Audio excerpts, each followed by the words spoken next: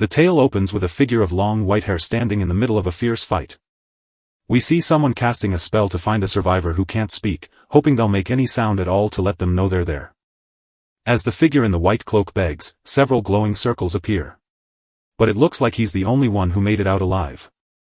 Right before him stood the man who had united the demons and brought humanity to its knees, sparing no one, not even the children, until a white-haired hero arrived just in time to rescue a baby from being eaten. We see the child is wrapped in a bright green magic. At the same time, we find out that both the demons from the demon realm and the White Tower mages who follow the hero are almost ruining humanity's future. The horn charges its sword at the long-haired man in the white cloak, only to end up losing its own head instead. Suddenly, a young woman with bright green hair stepped forward and told the crowd that on April 28th, she had confirmed the high priest was dead.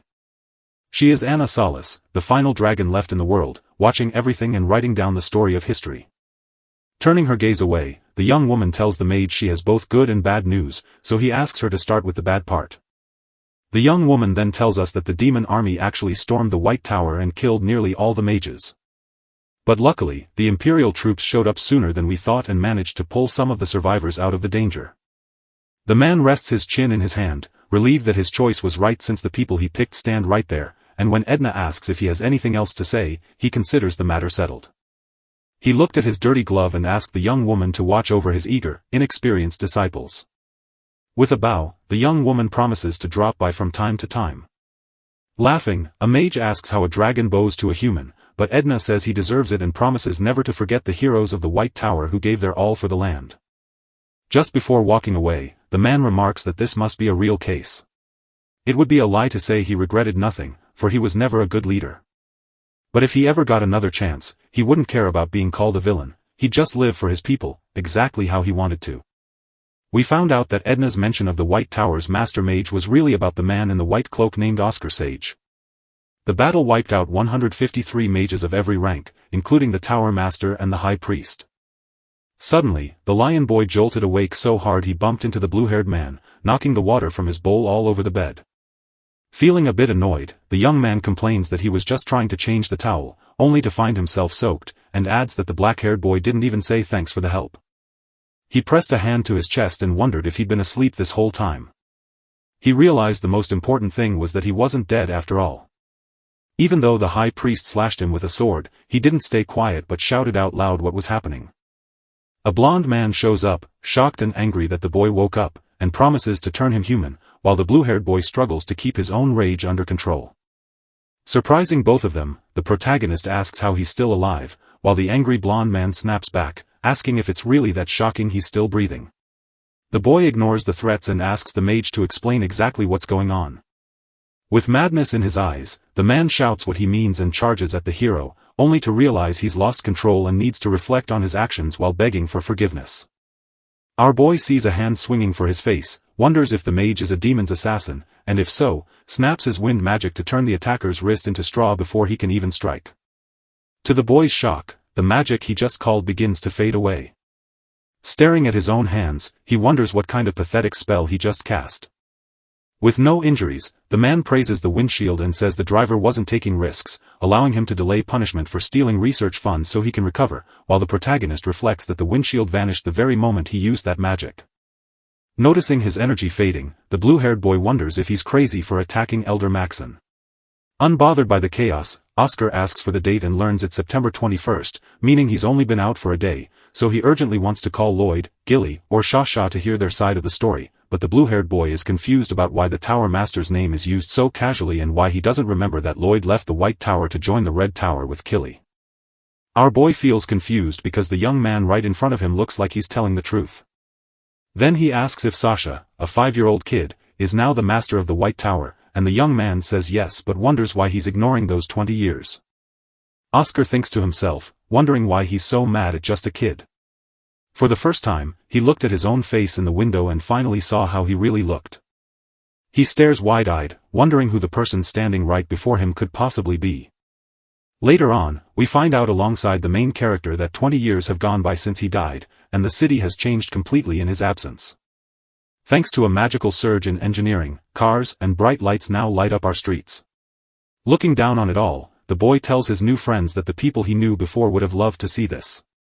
When the world was falling apart, lots of people thought it was finally over.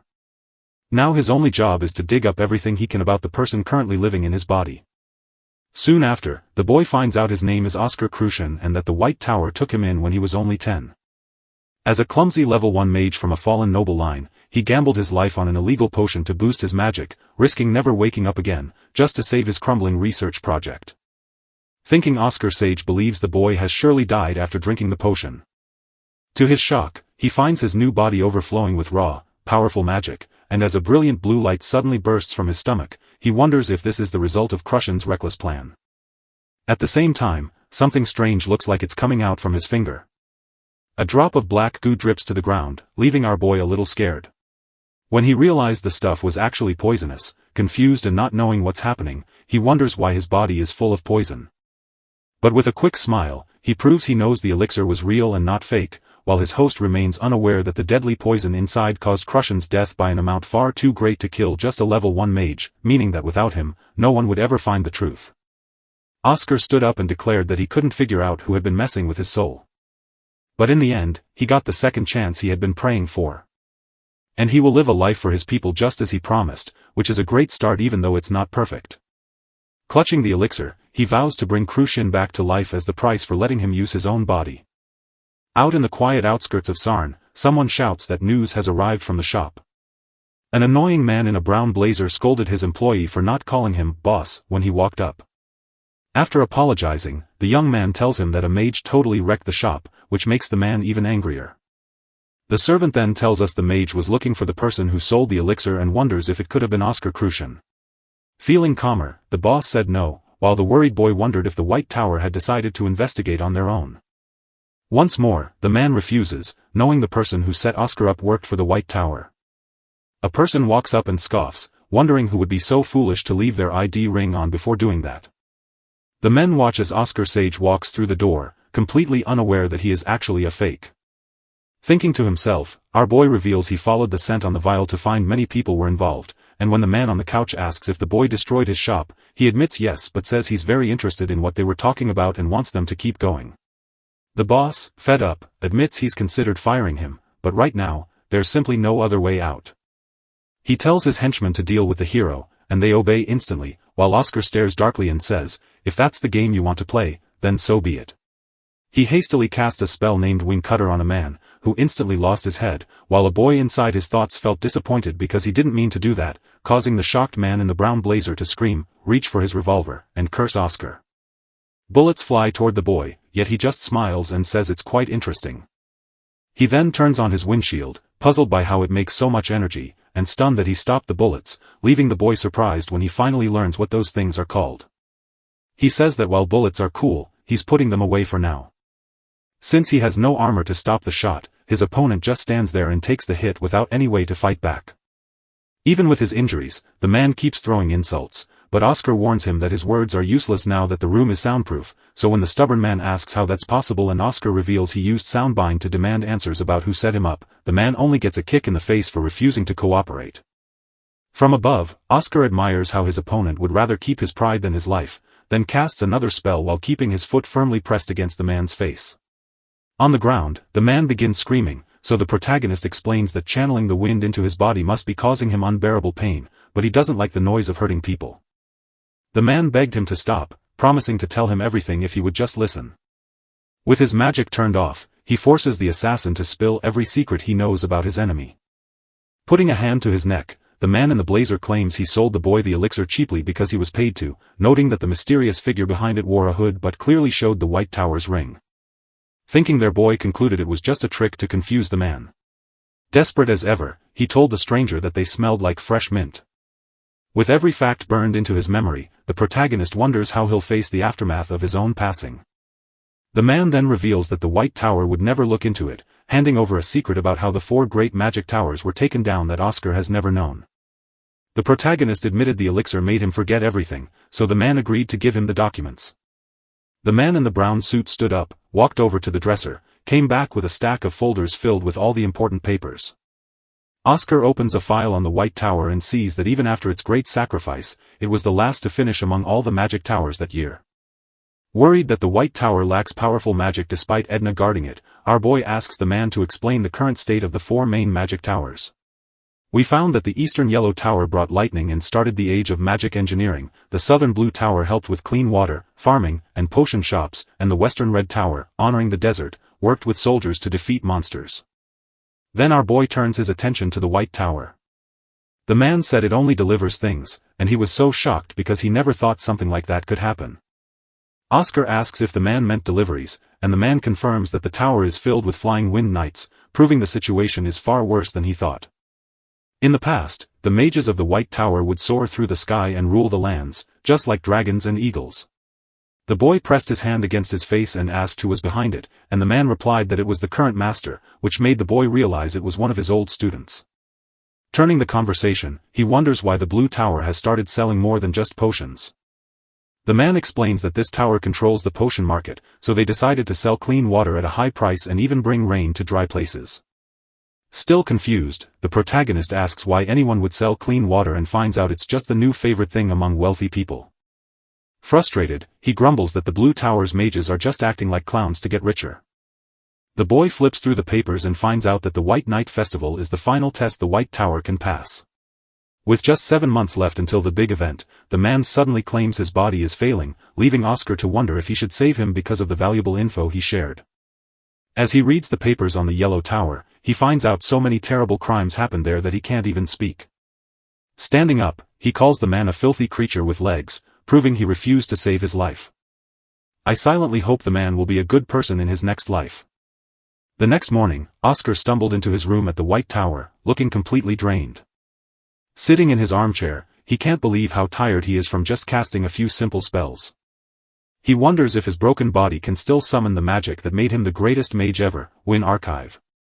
As the boy tries to cast the spell, he watches it fade away and realizes he needs a magical scan to see exactly what's wrong with his body before he can succeed.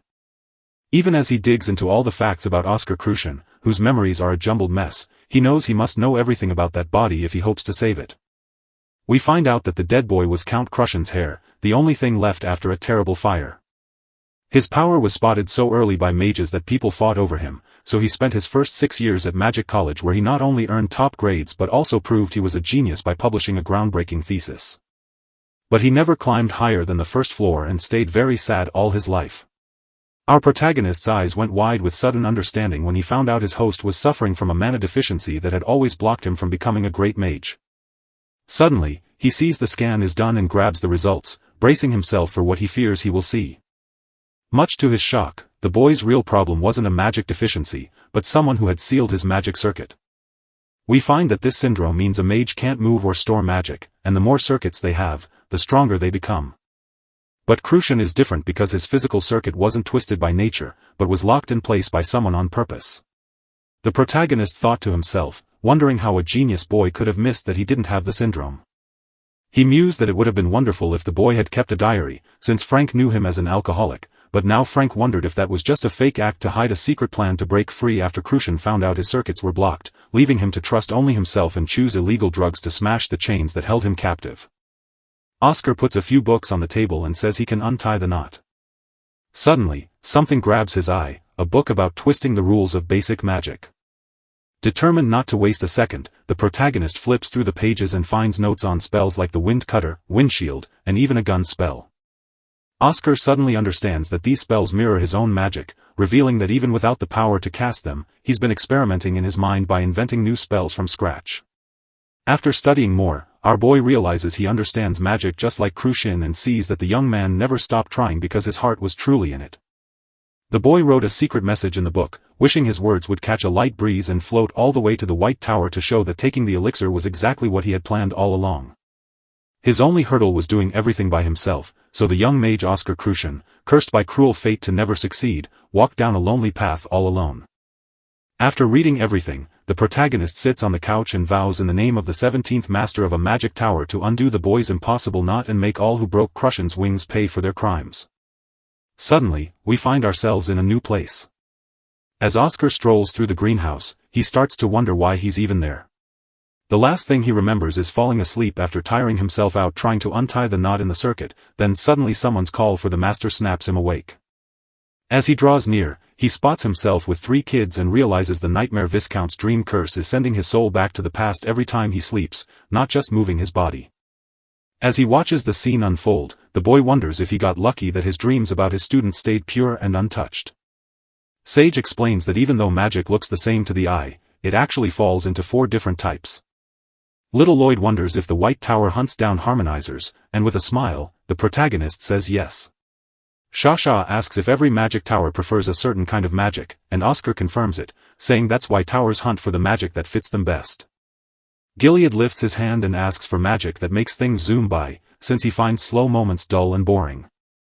Then the little girl asks how they can discover the special magic they were born with. Oscar tells her it's easier than she believes and invites her to speak the spell he wrote for her. Sasha traced a line with her index finger and finally saw what was happening.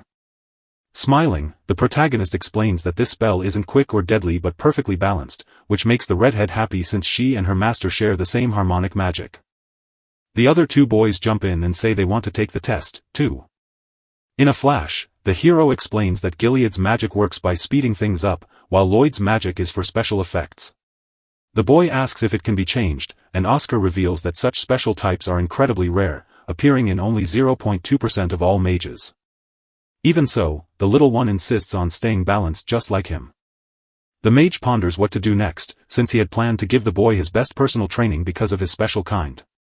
Hearing this makes Lloyd hesitate, so he asks if it's true, and the protagonist confirms that special mages struggle to grow without a proper teacher. That little one heard everything they needed to hear.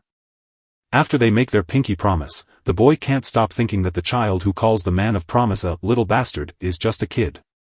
He felt terrible because Lloyd was just a kid back then, no matter what else had happened. Suddenly, a sound from the speaker box jolts Oscar awake. A voice boomed out that this was a broadcast. The protagonist's name echoed through the whole place, and they ordered him to head straight to Laboratory 4202. As the boy walks toward the elevator, he realizes he still has 8 physical circuits to unlock, meaning he just gained 2 mana lines and reached level 2. As a man stepped into the room, he asked how the boy was feeling after Frank told him the boy's memories were coming back. Oscar nods as he looks at Maxim Bisk, the 45-year-old head of the White Tower. We found out that the man was a junior who joined the tower long after Sage, an honest fellow who always hung around calling him senior or even master, and Sage found those terms really sweet. Lost so deep in his own mind that he didn't even realize he was smiling, the protagonist drew Maxim's attention, who couldn't help but ask what was making him look so happy.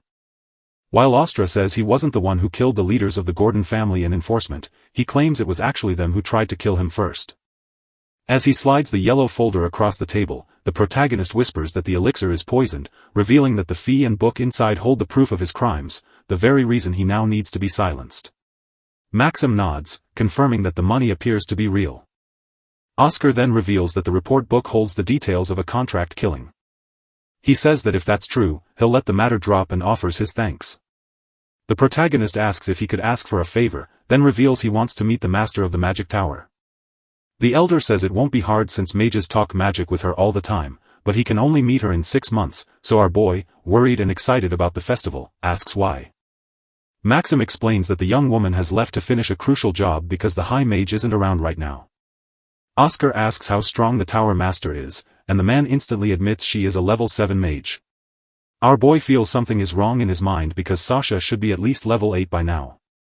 The elder looks back at the report, notes that the corpse's cutaway was clean, and then asks if the boy has started using offensive magic again.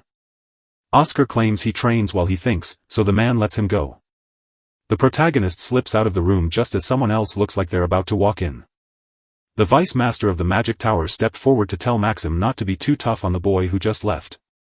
The elder warns the youth to stay out of trouble, while Hamel, though understanding, worries that Oscar is secretly studying magic because his skills seem too good to have learned that fast. The man grins, teasing the boy about how sneaky he is. With the matter settled, the vice master says they must hurry to the elders' meeting where Elder Fidelina is waiting. Far away on the 10th floor, the hero walks toward the empty classroom where he once taught his students. Suddenly, an old man walks up to Oscar and looks like he is thrilled to see him. He is Wilter, the man who runs the magic tower. Seeing the boy didn't remember him, the man let out a sigh and admitted that the rumors were true. Worried, the protagonist asks how far the news about his memory has traveled and why the man calls him young Sir Oscar. Smiling, Wilter explained that he had worked there when the former master of the magic tower, the great Sir Oscar, was still alive, and our boy smiled back, saying he liked that title and would use it too. The old man tells the boy he'd love to keep talking with him, but he's leaving the tower soon because he's already served 3 masters and is the only one of his former co-workers left. He kept going for so long because the former master told everyone at his inauguration that every single person living there was needed, so he started working with the belief that he was truly one of the White Tower. Oscar then says that the old master meant it for real. Wilter then explains that is exactly why he is leaving, which leaves the protagonist quite confused and trying to make sense of it all. The man shares that the White Tower is struggling with money and he will turn 42 years old there next month. Oscar wonders if the long service award is the cause, only to learn that 40 years of work earns 20,000 senos and a medal, but Wilter shakes his head because the White Tower can no longer afford such a costly reward without risking too many lives, something he refuses to accept since the tower is his second home. Inside his mind, the boy realizes he was completely wrong about the Blue Tower being greedy, and he never guessed the real danger waiting for him. But now who is he to judge those who earned their greatness through hard work, while he only holds empty titles that don't match the real rewards others deserve, until the old man suddenly grabs Oscar's attention and asks why he is clenching his fists so tight. After seeing his hands were hurt, the protagonist asked Wilter when he was going to go. The man smiles and says he'll be back in 2 weeks, then, after wrapping the boy's wound, points him toward the nurse for his medicine. Oscar tells the man he'll stay and keep chatting until he finds a way to make plenty of money. After talking it over, the protagonist sits at his desk worrying about how to keep his promise, since research, teaching, and commissions won't pay fast enough, so he decides to try selling potions for quick cash. Suddenly, something on the newspaper grabs his attention. His face shows clear surprise. Far away in the vice master's office, a woman wearing a big hat decides she can't turn away Aldo this time. Fidelina, the White Tower's money keeper, can't believe that Maxim agrees with what's happening. Shouting, the woman claims that stealing is a habit that only gets worse, but the man says she needn't worry since there's not much left to steal from the tower, so furious that she demands he stop contradicting her and just throw the culprit into isolation. Bothered by the fight, Hamel insists that isolating the boy is just cruel torture and instead demands he pay back the stolen money 3 times over with his own cash. Feeling unhappy, the woman says they are out of money and must decide fast, like selling the old potion room since it isn't used much, but the vice master refuses because that is where mages meet to learn and share magic, and they can't sell their future just to fill his hunger, so Fidelina sadly asks if they even have a future left after waiting 20 years. Maxim's anger flares at the news, but the woman remains calm and asks Hamel to back her plan, insisting that even a genius would never come to save the tower if they don't ask for help. Before the elder can answer, a knock at the door surprises everyone, and the vice master welcomes Oscar in, who then politely greets the 3 of them. The boy steps forward with a suggestion, asking for permission to start his own business. Furious, Fidelina shouts that it's absurd to ask for that now after he just stole the research money a few days ago. She didn't hear him mention the newspaper article he'd found, since he was ignoring her. Property 27 is closing its doors right now because the flu is spreading through it. Hamel says he's heard the rumors and that folks are calling it cadence flu. But with the vaccine formula lost 20 years ago, there's really nothing left we can do. Our boy claims the Blue Tower couldn't make the antidote, so he wants to sell flu vaccines to take back the White Tower's spot in the market, but the woman in the hat just laughs and says it's not even worth listening to him. While magical towers and big medicine companies spent millions trying and failing, a 20-year-old boy says he can do it, and when the girl turns, she admits he might be right even though she knows he is a genius. Hearing this pushes Fidelina's anger so far her veins bulge near her eye, and she yells at him to explain how he could say that after stealing 25,000 senos for a useless illegal drink that shows he knows nothing about money, until Hamel steps in to say Oscar is here for a real deal and such rudeness is not welcome. The woman calms her nerves and offers her apologies. Thinking deeply, the protagonist realizes Fidelina hates him because she manages the tower's money, yet he still asks the vice master to hear his plea, feeling like a changed man, while a nearby man questions the boy about a specific flu, who quickly points to page 2 of a newspaper showing that Archbishop Baldwin will stay in Siren for a month because, though the Alterera order claims to be holy, becoming a powerful cardinal actually requires huge campaign funds from nobles and merchants. As Siren shrinks down to nothing, the answer becomes as plain as 2 and 2 making 4. Maxim agrees the boy is right, though he only expected the Archbishop to stop by for prayers and blessings. Our boy says it's odd to ask for rain for a dry land when the Alterara pilgrims already have their path set. Since he knows the Archbishop stayed in Nox for a month before heading to Siren, he plans to stay in Most for the same length of time. They tried to push off the trip to Vince as long as they could, even though the city was on their list, because if anything went wrong on the pilgrimage, an archbishop hoping to become a cardinal would be doomed. The blonde man then says that since the archbishop knew about the flu, he's just buying time until everything is sorted out. Phelina agrees that the boy is a sharp analyst, just as a theory mage should be. Hamel gets what Oscar is trying to say, but he can't officially back him because it would cut off funding for other magic schools, so instead, he wants to put his own money into the boy's business. The woman in the hat is stunned by what she hears, but the vice master calmly tells her it's all right. Then he turns to Oscar and asks if 30,000 sinners are enough. In his heart, the hero admits it's far from even. Once the meeting ends, Oscar heads to the potion room to launch his backup plan, using the money he just got to craft a vaccine sample and sell it to a desperate archbishop, since it's safer to take cash from someone who needs it most. Then Oscar says it's time to turn up the heat. Later on, we find the boy watching a red liquid swirl inside a flask. He moves the substance to its new spot and declares that the moment has finally arrived. As he lifted his safety goggles, he smiled with pride at his work, proving once again that a real master never forgets his manners. The blue boy stumbled forward, lugging heavy bags and yelling that his back might snap, but insisting he'd found all the healing herbs he needed before asking for a drink. The protagonist pulls out a fatigue recovery potion and hands it to the young man, who thanks him. After taking a sip, he nods that the potion tastes great and feels warm, then asks if the boy just made it. Oscar nodded when asked for the herbs, and the boy proudly declared that he had chosen the very best ingredients. The boy smiled and told his friend he should become a merchant because he has such a keen eye for goods. The young man shares his plan for when the tower breaks, but Oscar promptly flicks him on the head, claiming he simply couldn't help himself. The young man puts a hand on his head and asks what he should do next, since Fidelina told him to help the hero. Our boy says they can start by moving the ingredients, even though he knows he doesn't really need any help. Thinking deeply, he realizes the White Tower is home to brilliant but tricky kids like Frank Sirius, and if they ever joined forces, they would make the tower much stronger. The boy with the blue beard then asks if the things he bought are not poisonous. We learn he's talking about the black lies of the valley, red camellias, ghost mushrooms, and MVA. Our boy claims that even poisonous items can become medicine after long boiling, like simmering herbs for 12 hours, though the downside is that all their nutrients vanish in the process. Oscar then asks Frank if he knows about dumplings, those tasty steamed treats. The young man agrees, and the protagonist explains that this special dish can pull the poison out of the herbs while keeping their good stuff inside. The boy stares in shock, then whispers that if this is true, they could take over the whole potion market. Our boy agrees, and after a bit, the softened ingredients start the detox by activating his air-draining magic, turning into a pink steam cloud while he says he's just about to pull the toxins out of it. With focus in his eyes, he tells Frank to pay attention. Once the poison is removed, the boy declares the rest of the steam is safe, so he just mixes it all together in the right amounts to cure the Cadena flu. Frank stands with his mouth wide open, but Oscar insists it's time for him to take a shot. The boy thinks to himself that he can't mix magic types, but he can't tell the protagonist that secret. Watching everything around him, the black-haired mage sees that the boy's magic is shaky, but not terrible, and that is all he can say about it. Frank can't finish the task and asks if the boy is just messing with him, since he needs to be at level 4 or 5 to do it, but he's only at level 3.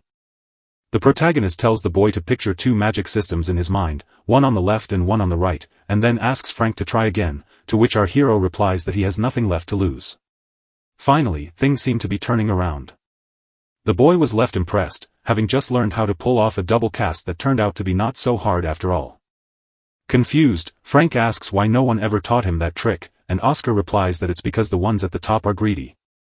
He revealed that, by tradition, he wouldn't share a technique he'd worked so hard to master with newcomers for free. But out on the battlefield, that becomes a problem because staying alive means you have to share what you know. This means the White Tower now needs a lively classroom where people can share what they know. Oscar smiled and told the boy he was super talented because he never thought he'd get it right the very first time. Frank says he explained it perfectly, but he admits some pieces are still missing and he has to start getting them ready. Hearing this fills the hero with pride in his own work. Hours later, we find 51-4 bottles all set and the blue-haired boy passed out on the floor from exhaustion, only for Maxim to rush in and warn them that Sirin has already arrived to meet Archbishop Baldwin, meaning they are late and that the Archbishop must have planned this all along. The worried elder warns that if the company wins the contract, their medicine will become useless.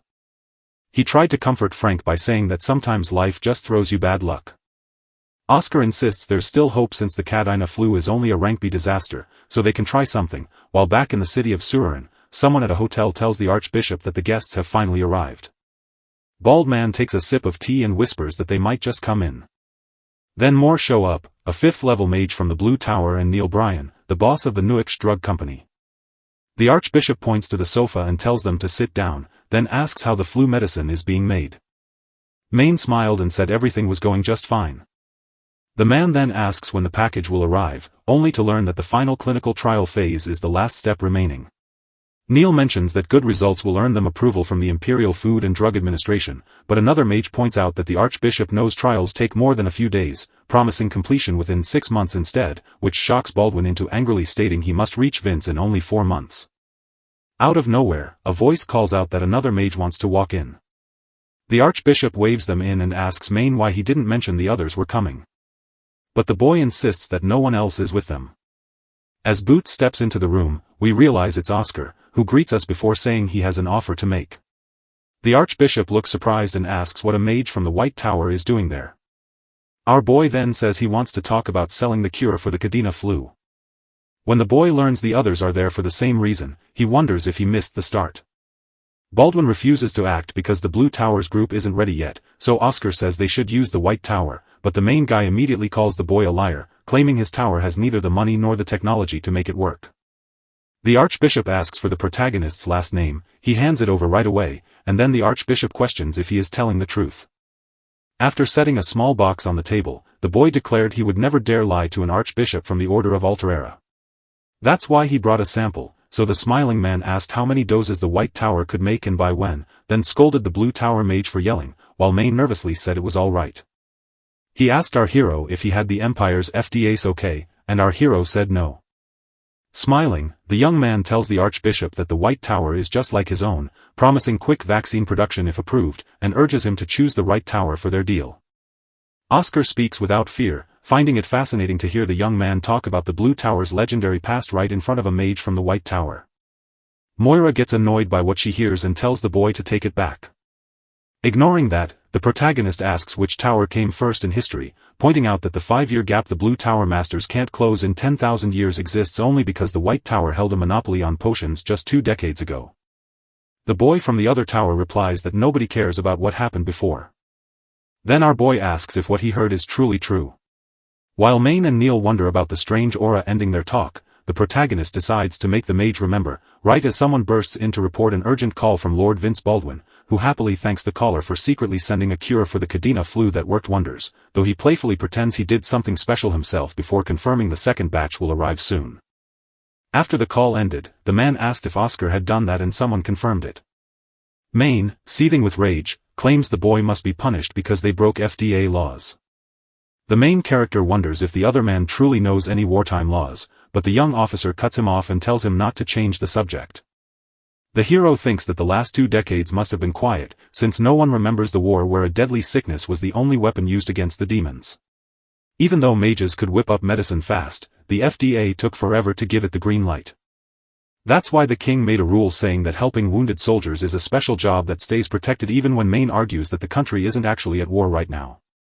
The protagonist explains that a situation counts as war only in 3 ways: when nations fight, when a revolution breaks out, or when a major disaster of level B or worse happens. Since the Cadina flu belongs to that last group, we don't have to follow FDA rules. Neil cuts in to say that if the White Tower can help, the Blue Tower can too, so they'll send their cure to Vince. But Baldwin insists the race was truly over the instant the White Tower's medicine reached the city. Since the local lord thinks he's involved, he can't just deny it. Morris insists that if they do, he'll drop the price of the vaccines. Furious, the Archbishop shouts that no amount of money can buy his image, refuses to listen to another word, and then storms into his office where the 2 men confront each other. As Maine rises with a tight grip on his fists, Oscar sneers that the boy will pay for this, leaving the protagonist to wonder if he just heard a villain's catchphrase. With a bright smile, our boy tells us he's already filed the patent for his treatment and vaccine right at the palace.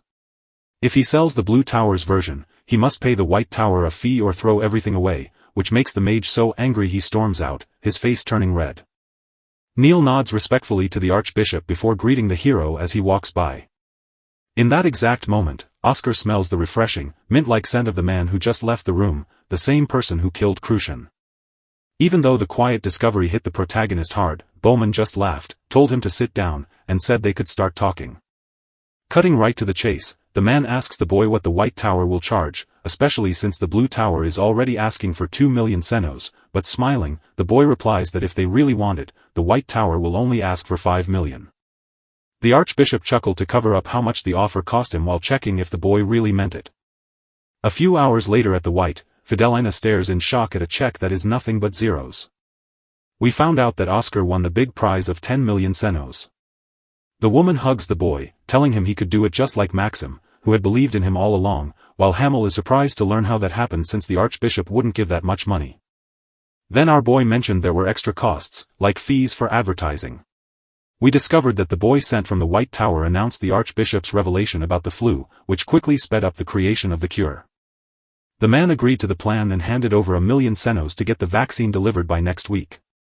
Holding the check, the elder declares it amazing that the boy repaid 400 times what he stole, so the punishment ends and a thrilled Fidelina agrees. Oscar then declares that he must urgently find mages of level 4 or better. Hamel promises to handle it, then asks the woman in the hat to post a notice inside the magic tower saying the potion lab needs mages of level 4 or higher and that they will get paid. A few hours later, we saw a crowd of mages gather and hear that along with payment, they were being offered a hearty meal of meat. Frank and Oscar finally made it to the spot. Our boy didn't wait a second before shouting out to everyone. But nobody will listen. Feeling impatient, he uses his magic to create a whistle so loud that everyone covers their ears and shouts in confusion about the noise. Our boy then explained that everyone was summoned to make vaccines for the deadly Cadina flu. Since everyone thinks he's a genius, the other mages can't understand why the boy would ask for their help.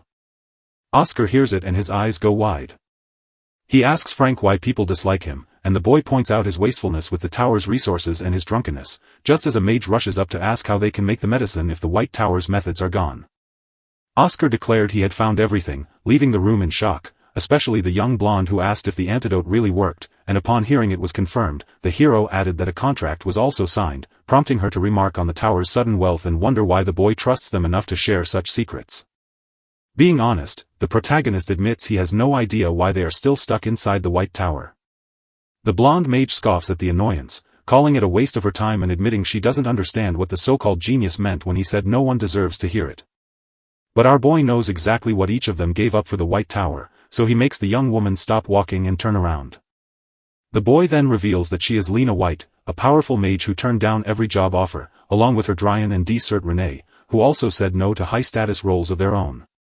Oscar explains that Sephi Rose, a young woman with amazing creative alchemy skills, turned down an invitation to visit the Gold Tower. He says that while he might have refused a similar offer himself, none of them ever left the White Tower. Surprised, Lena asks if the elders knew about the recruitment, and the protagonist admits they did but pretended not to, because with the White Tower facing its coldest winter ever, everyone could have left for warmth but chose to stay and help.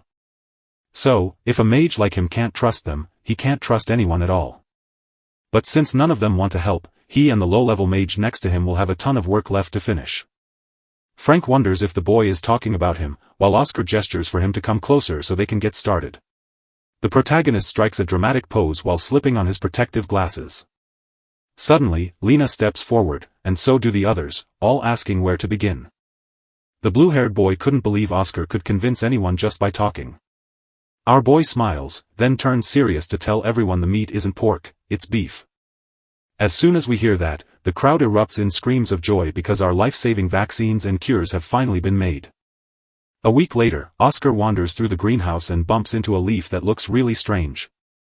It had to be Wilter, so he must have made it back. Sitting in his chair, the protagonist reads the newspaper to find that Vince's territory has ended the pandemic and that Oscar has won the Peace Prize, so he smiles and says everything is going as planned until Frank suddenly shouts his name. Word spread that vaccine orders were flooding in from everywhere, even from the imperial family itself. The hero admits that if they really care about staying alive, they'd absolutely want the vaccines. The blue-haired boy stops the party and asks who will buy the vaccines when it's all over. Oscar then says not to worry about the money, because he has brewed a potion that people will always want.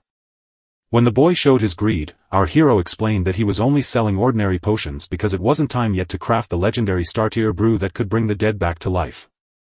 In his mind, the hero decides to wait and first make the White Tower strong before asking Frank to collect what they need for the other jobs. The boy acts like a startled deer caught in a marsh, telling us that finding those rare ingredients is nearly impossible since the fields where they grew were long ago swallowed by rising water. Later, Oscar decides to see it for himself and invites Frank along, but the frustrated boy wonders why they must walk so far when the carriage can't get any closer. The protagonist tells the young mage to relax since they only have 10 miles left, but then Frank gets confused when they realize people haven't used that unit of distance in ages. Our boy gapes, wondering if they lost weight along the way, which makes the hard math feel like a game, until the blue-haired boy spots the entrance and they creep toward a cabin where a dark-eyed man asks if they really walked all that way. Frank agrees because the carriage can only take us to the front door. Just as we think we're alone, more carriages arrive, proving that our fears were wrong. Inside one of the houses, a man wearing a white suit and glasses asks the homeowner if he is interested in selling his land. A gray-haired man with a beard opened the door and declared that he would never sell his land, not even if they offered him the castle of Masillo in exchange. Dever Paul warns that being hard to get is only charming at first, because if he dies, no one will take care of the land. With an annoyed huff, Ivan agrees it's fine as long as the secret stays safe and never gets out. The man in the white suit pushes hard to sell the land quickly before factories arrive and lower its worth, but Ivan remains calm and insists that as long as he is there, no factory will ever be built.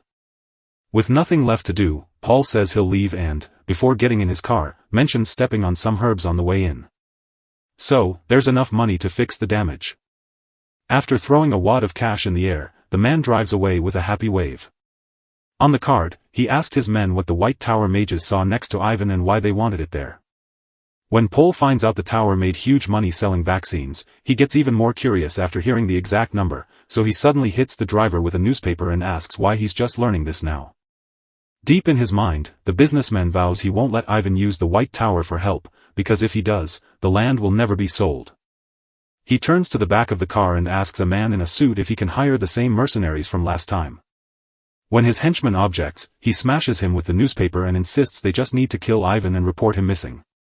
The man then asks what will happen if the White Tower mages choose to stay at the herb farm. Paul thinks they can get rid of them, too, because the worst that could happen is just 3 magic towers left standing after the White Tower went broke. Later, we see Frank lying in the grass, praising Ivan as a good man for letting them stay and feeding them, and as Oscar joins in their stargazing, the scene flashes back to when the old man warned them to sleep there because leaving at that hour would be dangerous. Curious, the protagonist asks how he has managed to last this long. Then the man says Paul is in the tough spot since he's the one everyone knows as a master herb grower. Because of this, the imperial family stands by his side to keep him safe. Our boy then says that selling the land would have made him a fortune. Ivan tells the boy that he isn't selling the land because it's where he's lived from the moment he was born until the very end of his life. Back in the present, Frank chuckles and says it was kind of cute to see Ivan get embarrassed and bolt right back inside. He shifts the topic to say the stars are so bright he feels jealous. He is always wondering how it feels to live a brilliant life like a genius such as Oscar must know. Our boy says his friend is just as talented. Frank thanked him, but called those words empty promises. The main character insists he's never the kind of person to give out empty compliments. As he looks at M, it's clear he can't figure out why Crushian called the boy problematic. He looks up at the sky and says that you used to see stars in Surin, but now the city lights have made them disappear. Frank, curious but noting that it was a long time ago, then wonders if the city's herb industry can truly be brought back to life. Oscar smiles, saying they must talk to Ivan tomorrow, but the sudden sight of something unseen makes the protagonist spin around and startle the blue-haired boy, who warns that they have company and realizes Frank's lack of awareness means their visitors hold no good intentions. Shaking the boy awake, he says it's time to get ready for their guests. A boy with green hair runs while complaining about Dvorpo's orders. Right beside him, an old man shrugs and says he doesn't care about the trouble that might come, because money is the only thing that matters. A third figure steps up and yells for both of them to hush down and keep their eyes open. Jack, one of the guns in your gang, shouts that a mage might be close by. The green-haired boy wonders if he should slip inside now, since the house is so quiet that Ivan must be asleep, making the mission much easier. Glancing around, he sees that no mage nearby is upset. He was ready to fight, but then something made him spin around in a hurry. Oscar's hand casts a wind bullet spell that strikes the boy's head right away. Rolling out of bed, our boy admits the spell was truly useful. Then he shows that Crucian wrote it. As he steps out the door and says, "Now only 3 are left," his eyes suddenly widen in shock. Jack realizes only 2 are left and asks Max what he did. He makes a shushing motion and whispers that the guy is sleeping and probably won't wake up for a while. It doesn't mean he's stuck in an endless sleep. As the old man spits curses at Oscar, the red-haired one shouts for Ian's whereabouts, threatening a deadly counterattack if they don't give him an answer. Surprised his enemies aren't taking the bait, our hero tells the pair to finally feel the emotions they've been hiding. After accepting the challenge, Jack orders the old man to finish off the boy, and the old man obeys instantly, but with a snap of his fingers, the protagonist defends himself and makes the old man smile. Though amazed by his speed, the opponent keeps attacking, revealing that the boy doesn't know he's not just one weapon, and calling this a shame. Oscar steps up to defend his title again, declaring the fight is finally over, even if he has to drag it to the finish. More than he expected, we watch the old man try to shield the boy from bullets while wondering how the kid stays so calm after being caught off guard. But even worse, the protagonist mocks the man for daring to shoot with finnies, pointing out that his weapon isn't unique or as new as he thinks. Suddenly, a sharp blow forces him to pull back as his opponent sneers, asking who he thinks he's mocking. Suddenly, an old man gets shot while bullets bounce off Oscar's shield, which starts to crack and make him worry, only for Jack to admit he did it and call it a real shame. If the boy had relaxed just a little, he'd have been hit, proving the old man was just a replaceable subordinate. The protagonist thinks, that's exactly why criminals are terrifying, and then wonders what kind of weapon it is. While the red-haired man loads more bullets and tells Oscar that the gun cost a fortune, Oscar wonders if the revolver is also powered by spells for speed, strength, and piercing power. Jack's eyes went dark as he asked how he knew. Then our boy says he finally figured it out after his bullets failed to blot. With a grin, the man admits he's proud but skilled, then asks Oscar if he'd want to join him for the high pay.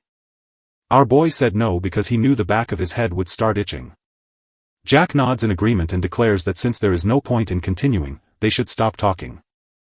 Crouched behind the fence, the protagonist worries about the state of the guy and the former tower master, knowing he must find a way to escape even though his mana is only at half strength. His only chance is to take advantage of the 1.4-second pause it takes for Jack's gun to reload. Keeping a distance while he hunts him, he claims he just needs to force Jack to fire his final bullet before the next reload is ready. He then channels his magic to surge forward with a burst of speed. Jack spots the boy coming closer and fires again, boasting that no one can beat the trinity carved on his gun while the bullet races toward Oscar's shield, only for the red-haired man to smile in false victory because he doesn't know Jack is already readying his own wind bullets to strike back. Because Jack was too distracted, reloading and still wondering how the boy dodged his shot, he suddenly noticed the shield was gone, but it was already too late. Oscar is right up close, ready to fire a shot straight between the eyes. All Jack can do is wonder how it even happened. The protagonist admits he wouldn't get it even if someone explained it to him. After beating his opponent, he checks the revolver that had been so annoying because of its 3 magical powers. The hero thinks to himself that the weapon is truly amazing. He only stayed standing because he reinforced his shield to stop the bullets from piercing it, but if that trick hadn't worked, he'd be lying on the ground right now. So if he decides to study modern weapons more. Second, he must save Frank and Ivan, knowing for sure that 4 enemies are out there. With 3 already down, he's got 1 left, so his only hope is that his friend keeps going a bit longer. The blue-bearded boy pleads with Ivan to leave, knowing he can't fight well while worrying about him. Ivan agrees, steps back, and tells the boy to be careful. Standing right before Frank, another man admits he only tells pretty little white lies. The boy then asks why his opponent didn't chase Ivan. With a grin, the man with yellow eyes asks who would stay behind just to survive alone. He confirms the old man is his target, but he's curious about the magic, so he decides to take Frank out first. He rushes forward, but the blue-haired boy barely dodges, so the enemy closes in again, scoffs that it was too easy, and dares the boy to do something bolder to prove why everyone fears the mages from the 4 great towers. Just as the man lands his stab with confidence, he suddenly notices something isn't right. Because the blow doesn't feel like hitting a person. Frank snatched his opponent's weapon with one hand and struck back with the other. As the man falls to the ground with strawberry juice leaking from his mouth, the blue-haired boy apologizes and explains he has a strange condition. Oscar, hiding in the shadows and nearly tripping over Frank as Frank moves forward with a surprised look, realizes Frank is a special mage who can turn his body into wind, making him immune to physical attacks. He was stunned, realizing he'd only ever read about that rare magic in old books about the legendary 7th Master of the Magic Tower, a special mage who held that same incredible power. Frank jumps when he spots the main character coming his way. Oscar is proud of his work but can't find Ivan, so he asks himself where he left him. Frank panics and screams the man's name as the memory hits him hard. Oscar ponders that by training Frank, the boy will grow a power strong enough to stand alongside dozens of great mages. As the sun rises, we go back to the old man's cabin where Ivan hugs the blue-haired boy and says he'd never have seen another sunrise without him, and the protagonist agrees by saying that without Frank, things would have gotten so messy that the boy even blushes. Frank wonders if they are done, but Ivan shakes his head, noting that Pol won't quit on the best land in Surin after only one try. As factories have drained the soil of other lands, if industry ever rises near his fields, the day will come when holding out against it is simply no longer worth the fight. If the ground stops being good for growing, he can't grow herbs anymore. Oscar then asks if he can ask a question.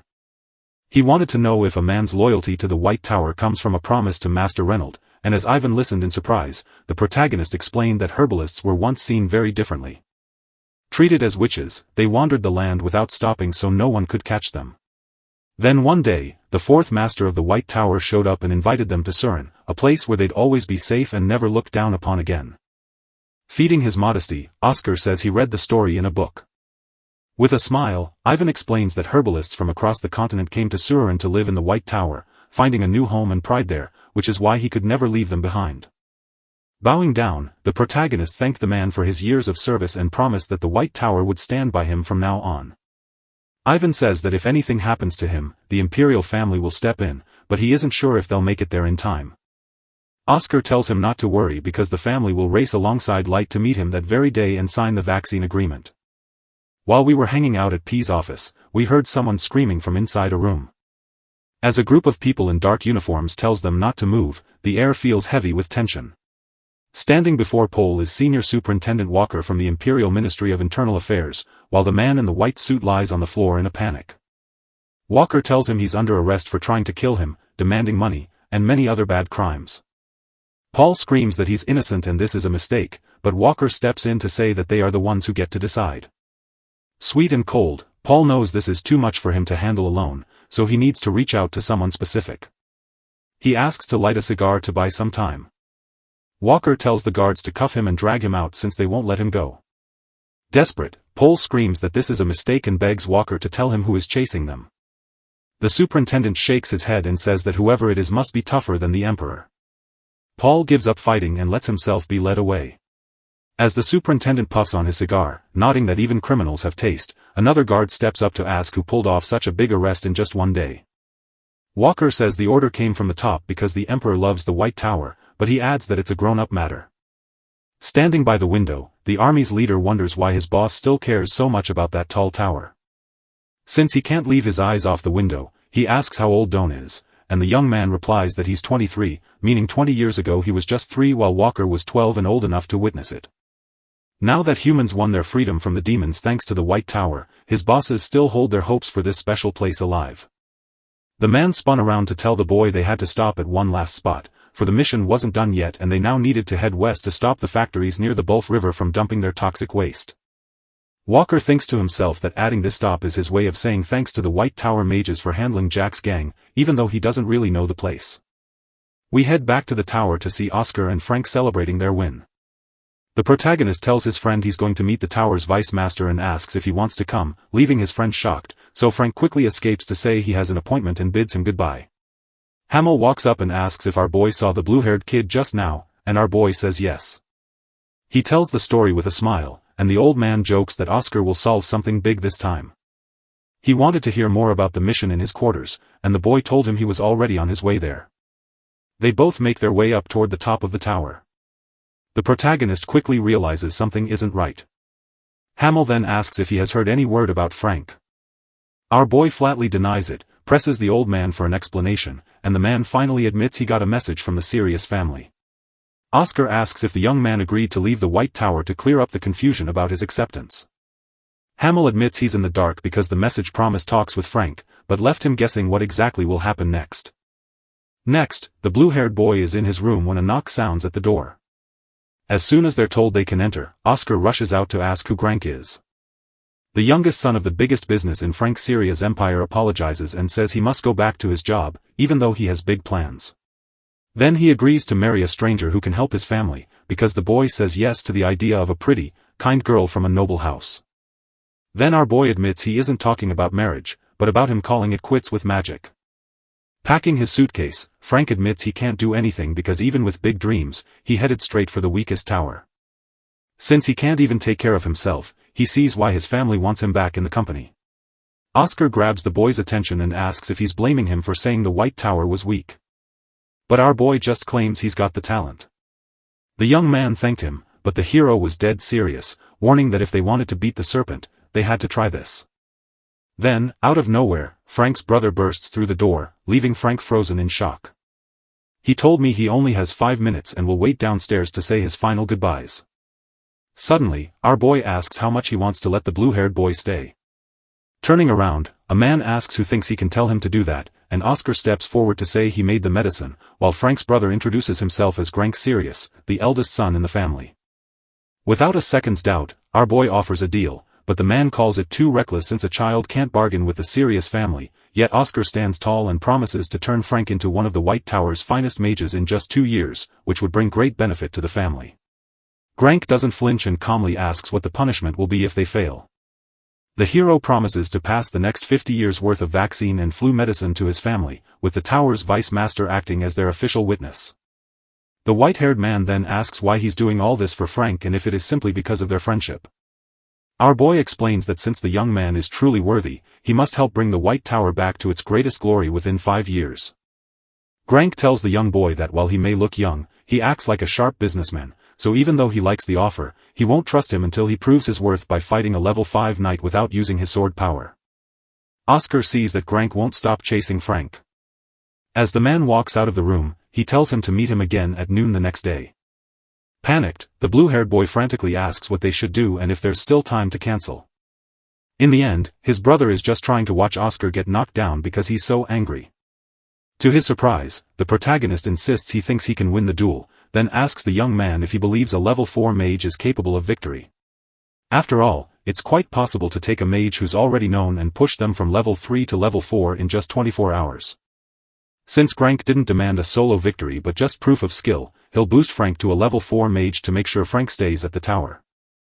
We are led to the training room on the 40th floor, where the blue-haired boy feels unsure about the plan, but the confident Oscar just tells him to relax, close his eyes, and let his energy flow through his body before Frank's hand suddenly starts to glow.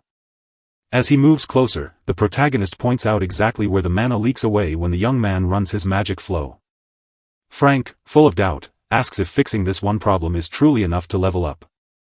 Oscar agrees and insists that since this is a passion only the top 0.1% of Arcade's share, his friend should practice every morning. Oscar bombarded Frank with a flood of explanations, yet the young man insisted he had grasped it all. The protagonist then asks him to perform the magic he used while fighting in the herb field. The mage, trembling with fear rather than distrust, apologizes and refuses, leaving our boy intrigued. Frank admits that he once died using that same magic because, as he grew up, his family pushed him hard until he had to find something no one else could do. That's how he found out he could turn his whole body into wind, making him incredibly powerful. But after letting a reckless idea take hold and feeling ready, he lost control and failed so badly that his mana turned completely wild and unmanageable. His luck was that the Tower Master walked by right then and saved him from disappearing forever. Even today, the feeling of his soul breaking into 100 pieces still chills him, and he only lets that power work on its own in a fight because he knows that in real danger, it just jumps in without him thinking, leaving him feeling like a joke. Oscar replies that there's nothing sad about it, because many mages deal with the same trouble. The easiest fix is for him to learn how to use his magic power without needing such a high level to support it. Frank asks what the boy is drawing on the floor and if he's thinking about making a deal with a demon. Oscar shakes his head and explains that he's actually calling on a wind spirit to transfer the spirit into the new body. After a while, Frank finally agrees and starts shouting to wake the wind spirit. But nothing happens, and the protagonist admits that his connection to spirits is almost non-existent. The mage claimed he felt a breeze, but Oscar insisted it was just his side, only for the mage to tell the boy not to be upset since very few humans can sense the spirit. Frank, feeling hopeless, asks what he'll do if he can't even call a spirit. The protagonist then offers another way, a spirit summoning ceremony he learned back in his past life when he visited the Elf Kingdom. He tells the young man to get out of the way, because he's about to give it a try. He stood right in the middle of the circle. The hero promises that the Spirit King will never forget him. We find out that this ancient ritual wasn't practiced in a training room, but right in front of the world's biggest tree, where calling the spirit summons a fierce windstorm that makes Frank cover his face with his arms until the wind spirit arrives to reveal it's the first time in 27 years that Oscar has called him. Our boy wants to make a deal, but the man says we don't need formalities and instead asks if he can form a friendship bond with Celestine, the highest spirit. The protagonist shook his head and admitted he should have spoken sooner, because the need for the spirit wasn't his but belonged to the young man standing right behind him. The following day in the duel hall, Grank asked if the vice-master of the tower had slept well. He answers that he did it and agrees to the deal because the cur's inventor is too stubborn to change his mind. Leslie Morgan steps up and introduces himself as a level 5 knight, and the protagonist does the same before shaking hands, while Grank explains that the two young men must try to steal each other's necklaces. But if 5 minutes tick by without a winner, he's lost. Holding the necklace, Oscar admits he's ready, but promises he won't be the one fighting. Frank steps into the hall, leaving Grant puzzled, until Oscar explains that the boy asked to see his new powers, which he will demonstrate by using the lessons he taught the blue-haired youth. Trapped with no escape, Frank's brother admits it's his fault for failing to say Oscar had to fight alone, but promises the fight won't be easy. The hero then agrees, noting that a level 4 mage would be far better than a level 2. Shock, Grank asks how his brother leveled up in a single day, but the boy says it's just part of his special powers. Fuming, the eldest Sirius boy orders his knight to throw everything he has at it. Oscar tells Frank not to worry and just do what he practiced the day before, and as the young man glances sideways, he says he understands and will come back victorious. The knight looks at the boy walking up and says, "It's been a while since we met." Grank stepped forward without a second thought and began the fight. The blue-haired young man stepped forward to face Leslie, who grips his sword tightly, while Frank silently wonders how this guy holds such power even without his sword ability. But now he has no choice but to keep going, even though fear is shaking him to his core. Oscar feels his nerves rising at the student's first reactions, remembering his promise to make the White Tower famous again and the time the young man saved Ivan. Frank casts his Windblade spell, remembering that someone finally told him they needed him, and he feels he has to live up to that. As Leslie defends, he thinks the boy has grown stronger and feels the power of the Eastern nation's sword technique, deciding it's time to act, while Frank spends the night plotting his next move and raises a hand of wind to block the coming blow. Grank looks shocked and asks if Oscar used a forbidden trick to make the boy grow so fast, but the boy replies that he only used a perfectly safe method. We're back at the fight where Leslie says Frank isn't the right fit for a battle mage. Soon, he will find that getting hurt is better than letting his own magic eat him alive, because pain will keep him safe in the group. Oscar shouts that it's done, and Grank's eyes go wide. Confused about everything, the man can't help but wonder why the protagonist is smiling. We rewind to the night after the spirit transfer, finding Frank lying on the floor as Oscar insists the boy must fully conquer his trauma before he can truly use his power.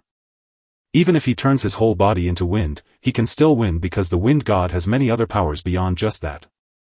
Standing by a chalkboard, the boy reveals his secret superpower called unitization, which makes anything touching him spin, a trick he must hide until the very end because winning when all hope is lost is the most thrilling moment of all. As Frank slid past Leslie, he pulled off the necklace with a clever trick, leaving the knight staring in shock. Frank stares at the red pendant hanging from the necklace, his face showing he can't believe what he just did. He throws his arms up and yells that he finally gets it. As Grank steps closer, he can't believe the boy actually called on the wind god, but Hamill just laughs and declares the match finished, asking the man if he accepts the result. Oscar just smiles and waves at his friend, who somehow grew way stronger in just one day. That memory makes the eldest son of a serious family pause and admit he's lost. The elder sighs that it's a shame the boy came all this way only to leave so fast, but Grank just asks the old man to take good care of his brother. Frank looks at the boy and says he's grown a little.